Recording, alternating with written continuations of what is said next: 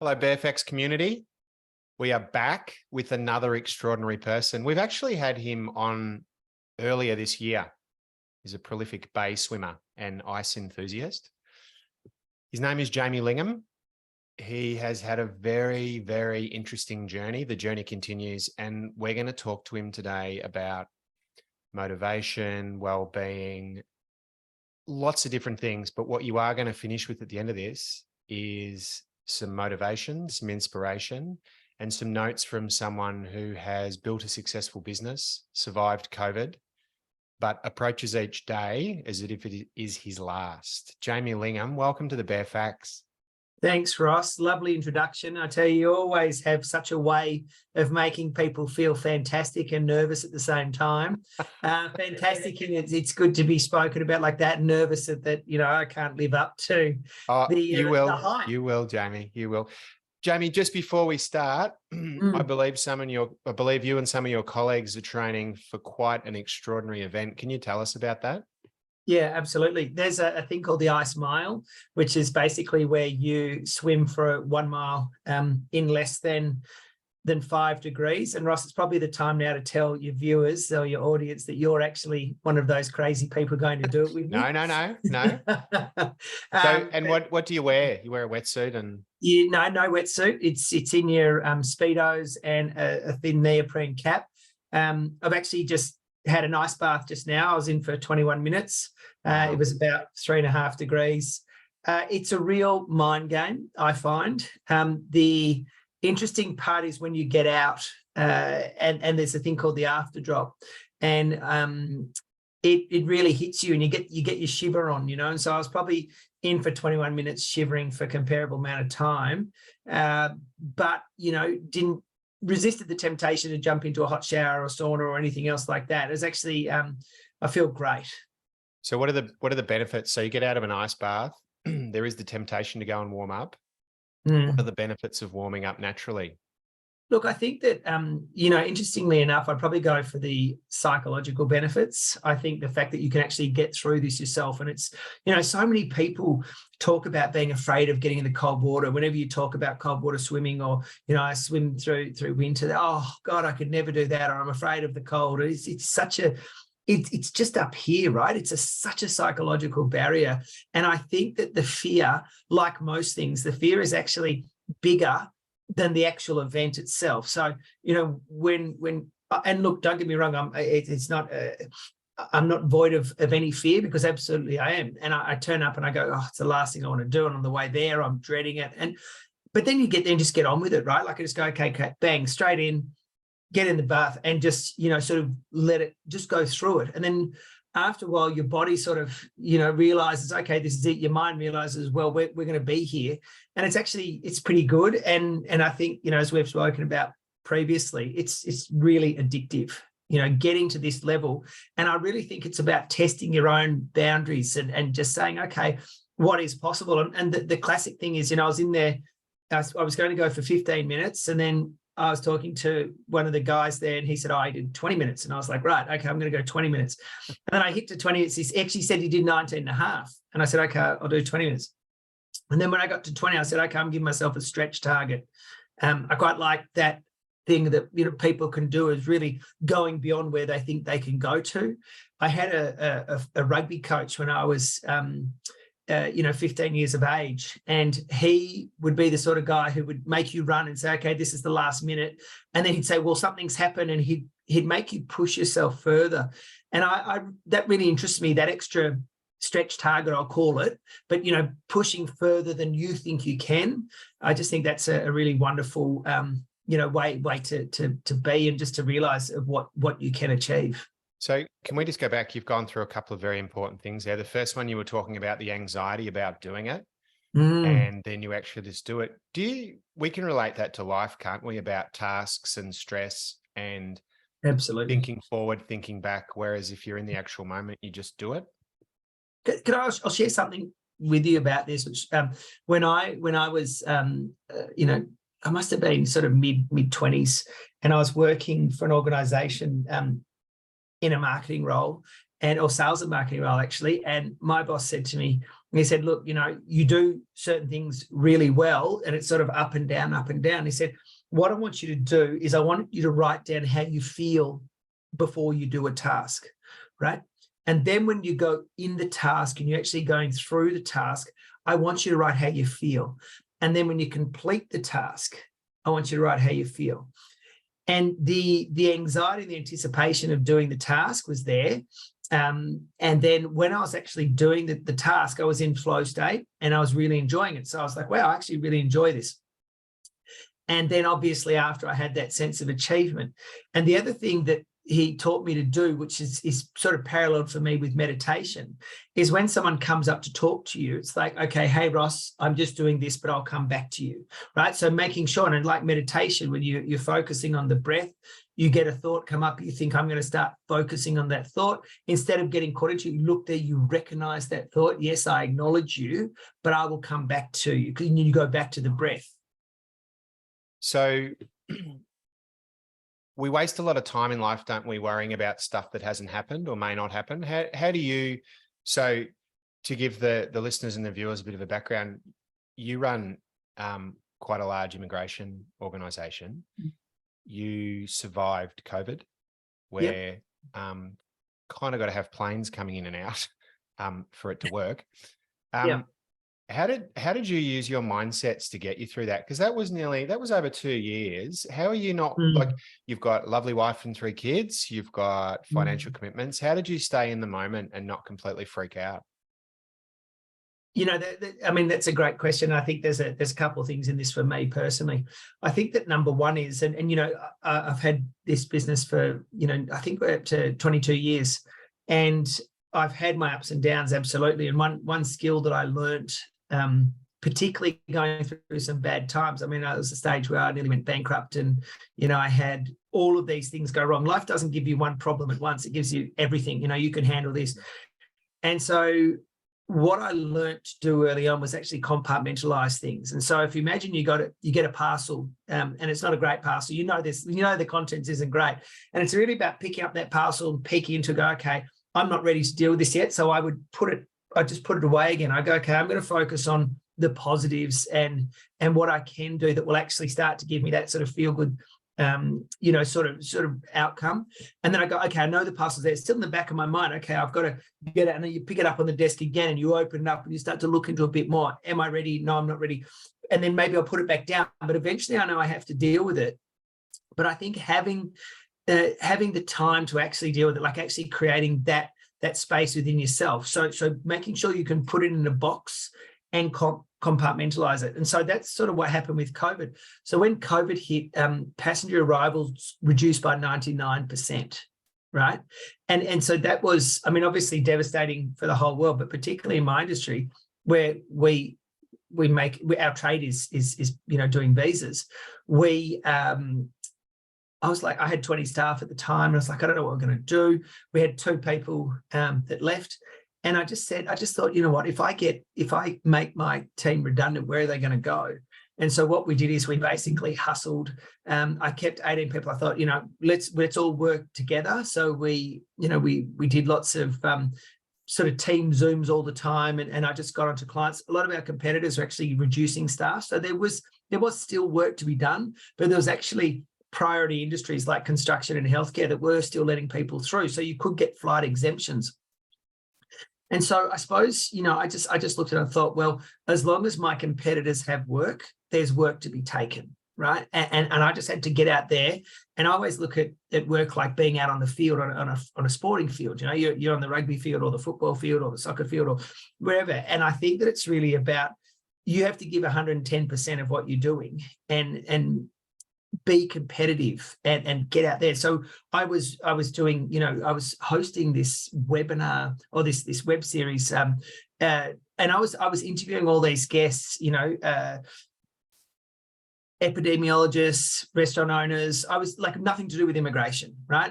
The mayor, Sally Capp, the mayor of Melbourne, it was amazing. So what basically I did is just kept myself as busy as possible to try and see what we could do. And the team was really supportive. And we'd have regular meetings saying, look, we're just still going to keep pushing through this. We can do it, and just keeping positive. But again, it was that compartmentalization. I think if you sit there and you look at the negative for too long, it absorbs you, right? And so for me, I'll tell you another quick story. When I was, when I said I nearly went bankrupt, I went through this time in the business where I had everything going wrong, bookkeeper not paying BAS and super, and I had theft in the office of a large sum of money, and I had, all these other things going wrong. And so to me, it was really about how do you focus on your self-belief, right? And I knew that I could do it, and I knew that everything that was going wrong, if I focused on that, I would have drowned in it. But instead I said, okay, I know I can get through this. And it was at the point that actually we had an office in Brisbane, a whole different company, and people were saying, just close down the office in Brisbane, go bankrupt, it doesn't matter. And I was like, hang on, number one, it's my brand, it's my name. Number two is I was too young to go bankrupt. Number three, actually, not that I think there's a good age to go bankrupt, Ross, don't get me wrong. Yeah. I don't think you walk away from your duties like that. But I also thought, you know what, I got myself in the mess. Let's just dig in and get myself out of it. And I really think that to that point, the self-belief. And so through the COVID situation and through this other situation, I really think you have to have a strong sense of self-belief of where you can going, where you're going. And to a point, it's a bit of faith. It's a lot of faith, actually. It's probably more faith than self-belief, because you have to have a belief that there's something bigger and better that you're moving towards. On that, so Joe Dispenza, the famous psychologist, talks about how we're all made up, and how whatever you put out to the universe, you'll get it back. So if you're a negative, vindictive sort of person and you put that out onto people, it's probably going to splash back on you. Yeah. I've certainly learned that a few times. How important is it for you to give yourself the belief and then put it out there, put positive vibes out there? And how positive and how beneficial can that be by doing that? Look, I think I'm a big believer in you create your reality. And I think, what's the saying, whether you believe you're right or you are wrong, or you can or you cannot, you are right. So if you say, I can't do it, you will prove yourself that you can't do it. If you prove yourself, you can. And so we did an interesting exercise a couple of years ago. We've sort of adopted this whole operating system in the business called the Entrepreneurial Operating System, which sets up, you do your 10-year goal, which is your BHAG, your big, hairy, audacious goal. And it was quite ambitious. And then, I sort of woke up the next day. It was a 3-day sort of workshop when we're doing this planning session. I woke up the next day, I thought, what were we smoking? This goal's ridiculous. But then we sort of mapped it out. We said, okay, what does year 9 look like? Year 8, year 7, 6, 5, 4, 3, 2, 1. And I could actually see that runway, and I could see that pathway. And so what's interesting since then, now I've got that vision and the clarity, and the whole team has the vision and the clarity. We work towards it. So we're creating that reality as we speak. So because we can see it, and I suppose it's like any, amazing thing you've ever seen in the world, that people, they dream it. Let's do the Sydney Harbour Bridge. Let's do the Opera House. They dream amazing things, and they just go and do it. And so I think that you have to have that. You create your reality. So on that, would you agree with the statement that the one thing or the one person that's stopping you is you and your own negative thoughts and beliefs? Absolutely. Look, I think that there are. I was just going to call it like life blocks, or instead of roadblocks, they're sort of life blocks. And I think they're real. I think that sometimes things happen. I mean, when I went through the situation, when I nearly lost everything, it was actually the greatest thing. It was tough, and I had at the time I had a number of staff leave, and I had to take on the work of 5 of my team, and my now wife said to me, look, if you've got to work 12 hours a day, 7 days a week to get this back on track, that's what you do. And that's what I did for about 6 months. And so, she'd come in, have dinner with me, she'd go home, I keep working. But I just sort of, put my head down and went for it. So I think that it's really about, you do have those downtimes, but are they just teaching you? You know what I mean? Like, so is this about saying, well, you're moving in the right direction, but here's a life block because you need a bit of a readjustment. I think that's real. So it's not just saying I keep positive all day, because I might say, okay, well, I've achieved this level and I know that much. And I think life sort of says to you, okay, well, you need to readjust. And yes, it feels bad, but going through those times and having, again, the faith that the next part's going to be okay. 3 kids and a wife. Yeah. How do you tie all of that in? And I believe a renovation as well. How do you tie that in with your business? How do you manage your time? Poorly.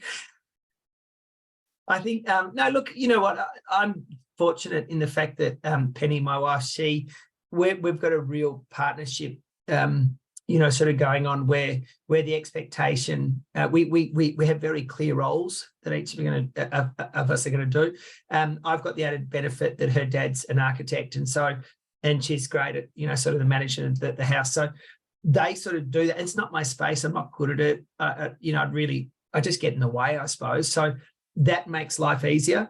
The kids thing, I try and spend as much time as the kids with as possible. I think to make that time is super important. Look, do I miss out on certain things? Absolutely. I've had a period of traveling for about a week, and you come back and you do have that disconnection with your kids that you have to make that space again. So that's an ongoing thing. But I think that also prioritizing family. And I often think, well, what am I all doing this for? Like I'm not doing just to make money or to do this. I mean, I love I absolutely love what I do, and I love growing the team, and I love having the team there. But at the end of the day, if you come home to an empty house, I don't know. For me personally, don't get me wrong, I'm sure other people have different motivators, and that's their thing. But for me personally, it's about making sure I get that time with the kids, and I can actually spend some time. So, going to kids' sports and trying to drop them off at training and just hanging out with them, I think, and having a bit of fun.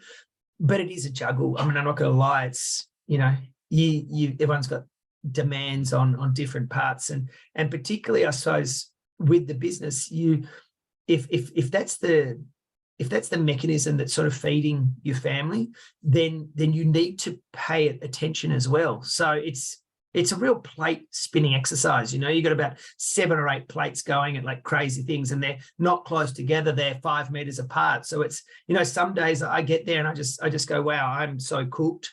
I have gone from this to this to this to this, and you're just going different hat each time to run to spin the plate. So part of your time management, or part of your keeping yourself going, your energy recharging, your ice baths, your cold water swimming.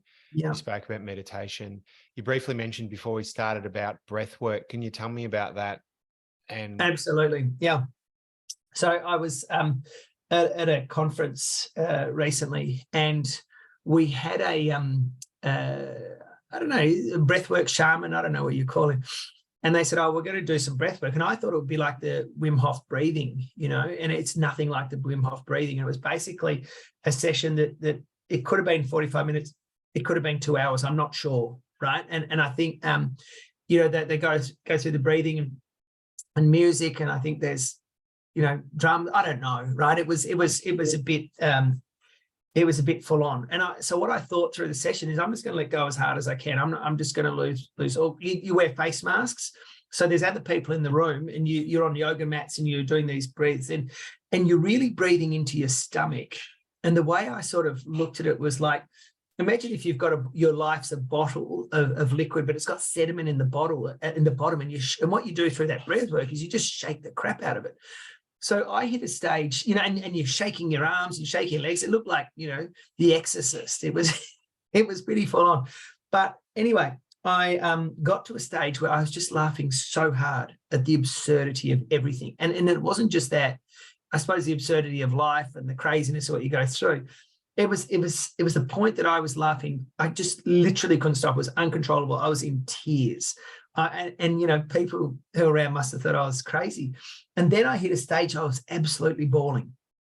I think you hit to a few things that, when you're growing up, and, I was just like in floods of tears and just sort of really looking at that, I suppose, the little you, the younger you, and your life and a few things. And then, having that adult view on the younger you. And so it was amazing. And was it a reconciliation between the adult and the inner child? Absolutely. There was a big part of that. And it's funny, right? Because what it really spoke to me is about, as long as you keep breathing, I know this sounds silly, but as long as you keep breathing, everything's going to be okay, right? Like you can do anything. Because when you're not breathing, you're dead, right? Yeah. So, but it really did hit me, and I thought, as long as I've got breath in my body, anything's possible. And then so the shaman sort of said, this, people say this is better than a year of counseling, right? And I can tell you right now, it's better than a year of counseling. I'm so like, far out. Where can I get this? Actually, I got an app that recently that does exactly that. So it has the guided breath, and I've just started getting into it. I'm just going to, I won't put up because I don't know if you can, add names in whatever this is. You're going to upset your sponsors. You mention whatever you want. Sure. It's called, I'm just looking down this, it's called Othership. And it's absolutely fantastic. And so I was on the plane the other day. Fortunately, I didn't have anyone next to me because I did a 45-minute session of this breathing, right? And if there was someone there, they would have, I don't know what they would have done, right? An air marshal intervention, perhaps? Air marshal, I guarantee you, because you breathe in for 6 and then out for the 2 and in for 6, and it's all in the belly, and you've got holdings, and oh my God, it's full on. But yeah, I think that for me, it's a really a revelation is probably close, to where I'm going. I just think for me that it was a real cleansing, and a really welcome one. As we've spoken about previously, when you get into the cold water, there's that sort of, I suppose, rush. This feels like it's another dimension to that. This wellness movement is massive, isn't it? So infrared saunas, ice baths, cold water swimming, breath work, yoga, meditation. There's so much, isn't it? Do you think it's become more prevalent during or post COVID, or do you think it's? I think that's, look, obviously yoga and all that, and I'm guessing breath work and everything has been around for centuries or thousands of years. But I think, to your point, is it more prevalent in Western society? Absolutely. I think that people are probably looking for a bit more meaning in their lives because, through COVID, it was just mad, right? Like people are isolated. There was all everything that went on, social distancing and tying up swings in parks and just madness, right? And I think that people sort of say, hang on a second, how do I get a bit more meaning and a bit deeper with what I'm doing? And how do I give myself a bit more wellness? I think that COVID really had a massive impact, particularly on people on their own for their mental health. And I think that really needs a bit of, well, for me personally, it needed a bit of a kickstart. And through the swimming, which I did through COVID, which was great, and really lucky that we were close to the bay and we could swim. And more recently, this sort of breath work, I think that I absolutely think that it feels like, I don't know, I don't have the numbers or I haven't done a survey, but I feel like a lot more people I'm talking to are doing. I'll tell you one other thing that's interesting. What I'm finding is people are drinking less. Yes. I don't know if you've noticed this, but in my sort of circles, I feel that more people are on 0 beers. I feel like more people are drinking less than what they did. And I'm not sure if that's has a correlation with COVID. It does. Like I'm actually noticing a lot. Yes. Yeah. I've noticed just in the neighborhood, except if it's a 60th birthday party.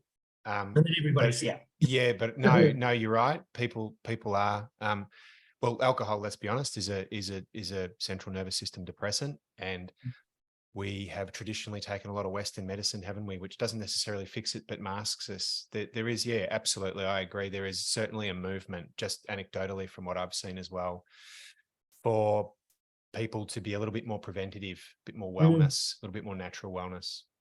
Absolutely. Like actually, Sal said to me the other day, she said, years and years ago, it would be quite unusual to see someone swimming in the bay in winter.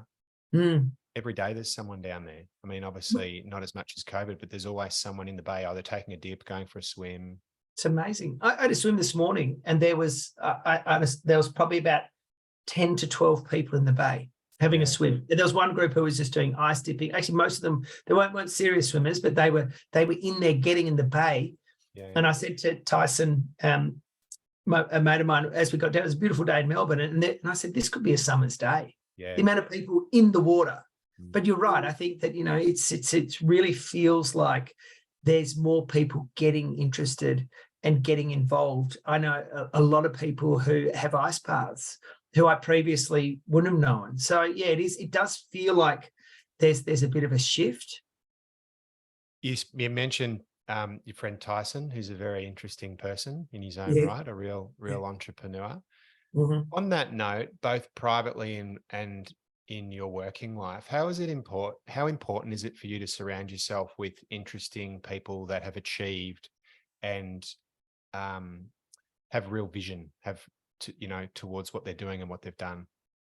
Yeah, look, I think that it is, for me personally, it gives me energy. So there's a group that I'm in called Entrepreneurs Organisation of people who started businesses, and it, it can be people who've started small businesses and moving up to bigger businesses.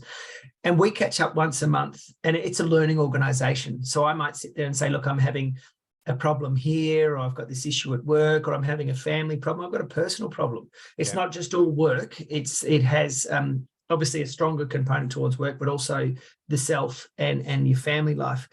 And for me personally, going to these sort of monthly meetings, a bit like Alcoholics Anonymous for entrepreneurs, right? AA for entrepreneurs. And so you can turn up, and then what I find is just sitting and having those conversations with people. It's so inspiring. Some of these people, what they're doing and what they're achieving is so inspiring, and that energizes me.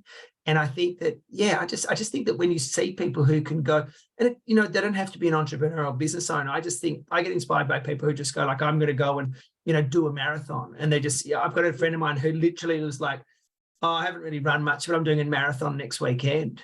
It's like, what? And then he just goes and does it. That sort of thing to me really gets me going and inspired. And I think so to surround myself with those people personally for me is great.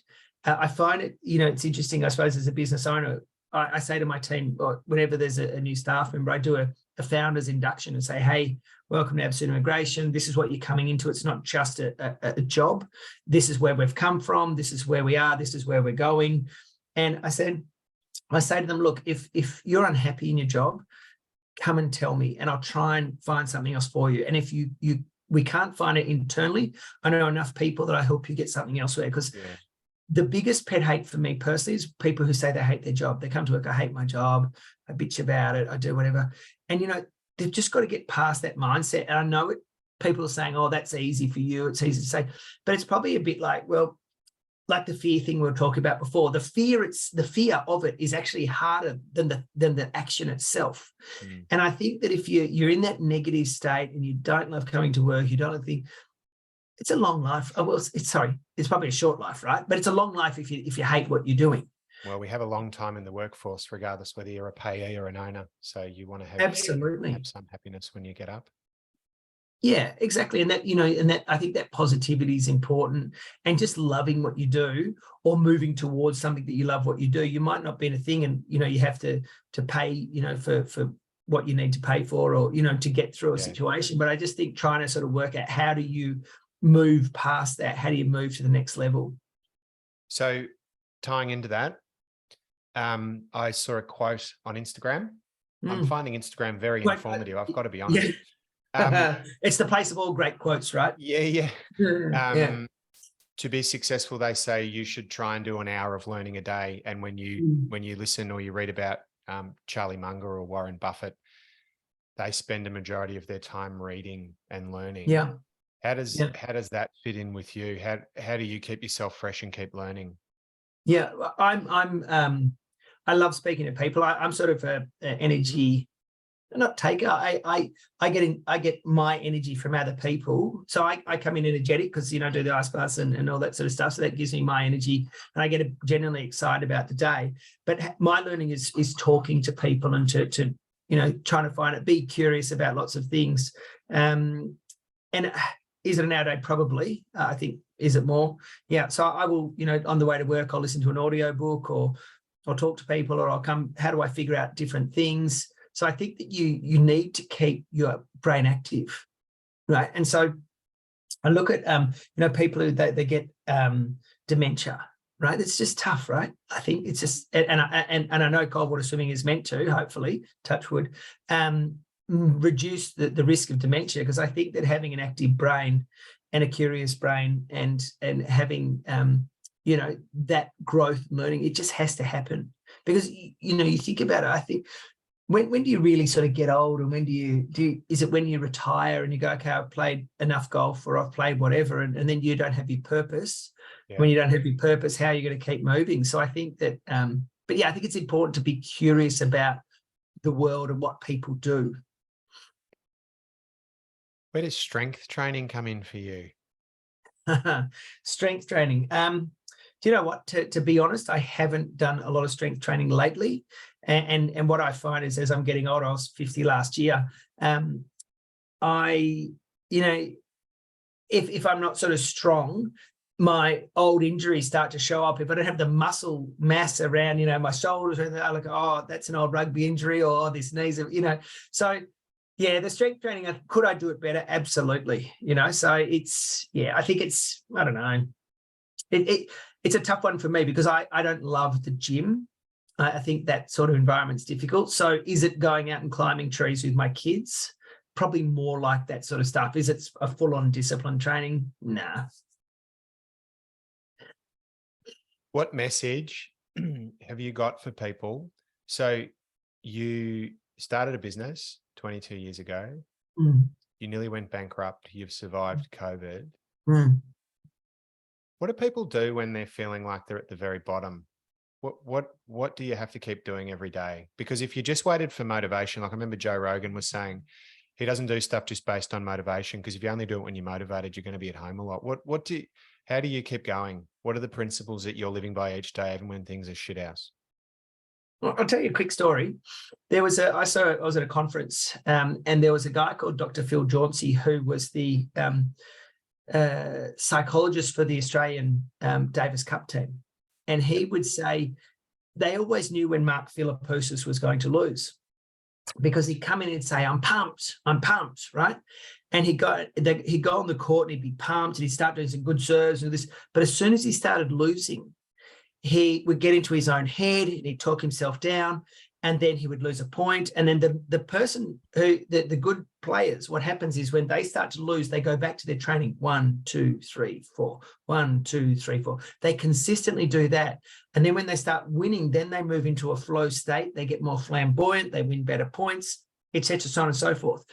And so I think that what is the advice and sorry, what was the other part of the question on? Well, look, basically, so you're having a shit ass time.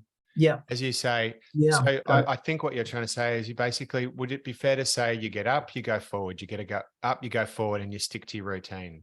Yeah, absolutely. But I also think that it's tough. Look, and you know what? I've absolutely had those days where I go far out. What am I doing? And I'm depressed. And I've absolutely gone through that sort of stuff. And I think that it's what works for me personally is just starting to look at things that I can be doing that is positive in my life every day. And you made the comment before about living every day like it's my last. And I tell you, that's one of my favorite sayings, because live every day as your last, because one day it will be. Yeah. Right.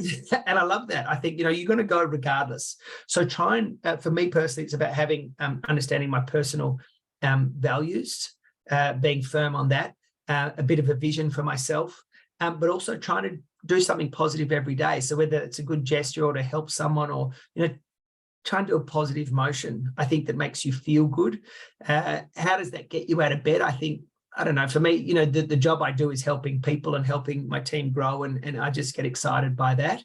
I think that it's finding those couple of things that get you excited to want to see the day. And that could be getting up and going for a walk, and, who knows? I mean, there's no downside to sport. You tell me a person who goes to run and say, I feel worse than when I started, or I go for, you know what I mean? So to me, it's about just get up. Do you just go for a walk, period?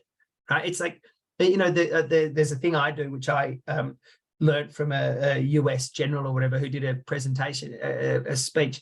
And he said, just make your bed every day, right? So I wake up and I make my bed every single day before I leave. And he said, because even if you had a bad day, you come back to a made bed. Yeah. Right? But you've also achieved the first thing in the day, and that's making your bed. That is an interesting one. I think I've seen that general speak about that. It is a good way to start. You've achieved something, haven't you? Correct. Yeah. Like I've achieved the first thing. right? And if I achieve nothing else, that's okay. And it's a simple thing to achieve. So I think people put a lot of pressure on themselves as well about what, they have to achieve. And I mean, personally, I don't love Instagram or Facebook or anything like that. I don't look at it. Occasionally, don't get me wrong, I have been known to look at the Instagram every now and then, but I try to avoid it because I think that what's happening is you're looking at, oh, so-and-so's got this great life and so-and-so's got that. And I don't think that's positive. I don't think it's helpful. Ed Sheeran, the famous singer, said he uses social media for his business. Yeah. But he said if people are using it for anything else, then they really are crying out for some sort of help or attention. Yeah. Right. I mean, I don't know about you, but I'm not interested in most other people's dinner, what they've had on a Tuesday night or who they're standing with. It really is a cry for attention. The interesting thing as well about that is what I found when I was on Facebook, I would see people I hadn't seen for years and they go, oh, I see you got Penny and I see you got the kids and this and that. And I was like, oh, okay, well, I've got nothing really to tell you. Thanks for observing afar. It's interesting. We haven't spoken in years. I'm glad you know about me, but I don't know. I just sort of think that it feels like a bit of a distraction and a bit of an occupation that's probably a bit like watching too much TV. Yeah. Just you know what I mean? Like just get outside, go something. How many people has absolute immigration helped over the 2 decades? You got a number? That's a great question. Our BHAG is to help 100,000 in 10 years. We've probably helped, I don't know, let's call it 20,000. Wow. We put change lives. So our metric at work is not about how much money we make. It's how many lives we changed. Yeah. Yeah. That's a lot of people. It's a lot of people. Yeah. It's good. It's great. And it's such a rewarding, I mean, what we do is we're helping people move to new countries. So whether it's Australia or New Zealand, and just, some of the people, they're just so grateful. Some of them, they don't want to go back to their home country, and that could include the UK, you know what I mean? Which I'm not surprised. No, I'm kidding. So, Jaimie, apart from the Ice Mile, what else is coming up for Jaimie Lingham? Look, the Ice Mile is sort of the preoccupation, and the focus at the moment. As far as what's beyond that, I don't know. We travelled around Australia through COVID. We got a camping trailer and we were fortunate enough to take off, and I still run the business on the road. And we went to Arnhem Land and we went to an Indigenous community up there. And so what I really found is I had this amazing connection, with Indigenous people of Australia. And I think that the view I had prior to leaving wasn't positive, and which I suppose not so ashamed of it, but I think that you realise that we get, sort of fed a certain narrative. And once you interact with the Indigenous in their homeland, which is the whole country, in Arnhem Land particularly, it's such a wonderful experience. And so part of me is really about how do I start to contribute a bit to that? You know what I mean? How do we start to bring that to the light and try and change people's negative perceptions? Maybe, I mean, look, that's sort of bubbling in the back of my mind, but as I said, let me get through 1,608 meters of water, which is under 5 degrees, right? And get through the shivering, which I think can happen for, I think it's like an half an hour to an hour and a half or something, right? Wow. So if I've still got all my teeth and I haven't chatted them to pieces, I don't know. Jaimie, you are an extraordinary person. The path that you've been down and you continue to go on is extraordinary. We really appreciate you taking the time to talk with us today.